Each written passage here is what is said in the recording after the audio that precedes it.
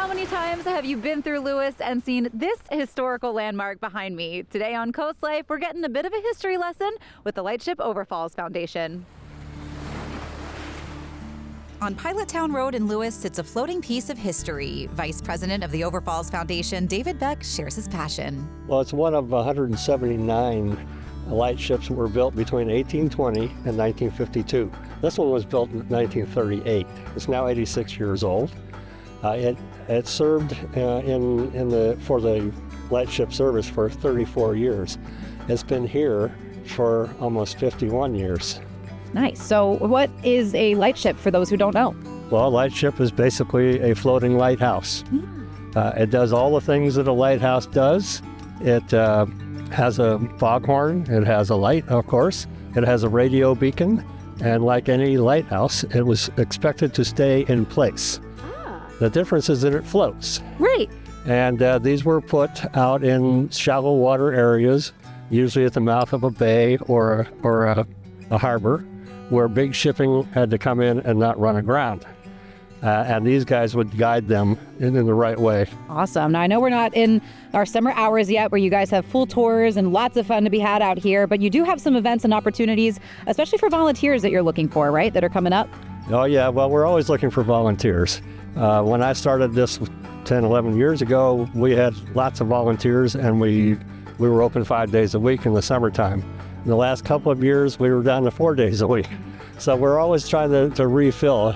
Problem is our volunteers are all old guys like me, and some of them are getting too old to do this. So we're looking for younger people, more lively people to fill in. This is Lewis. It's a maritime town. It's always lived by maritime history, and its biggest industry in the early 1800s was shipbuilding.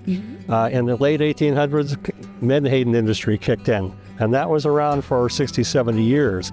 That didn't end really until they built the ferry terminal in the 60s of this century. So there's a lot of maritime history just in this town, but also in the rest of the state. That's right. There are two dangers for these ships: weather and collisions. These ships were expected to sit still, just like any lighthouse. So that meant if a storm came up, they had to sit it out, even if it was a hurricane. If there were because of fog, there were often collisions. There were more than 150 collisions for lightships over the history of these boats.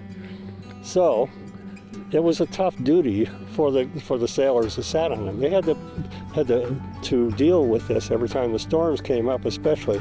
This thing would bob around like a cork. And inside, nobody was eating, nobody was sleeping.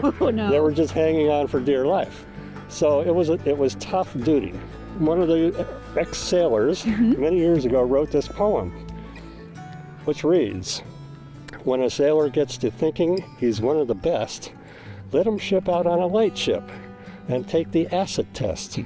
If he still feels like bragging, I don't think that all his tales will be of deep sea sailing, but of the ship that never sails." Oh, so you think you start getting a little cocky?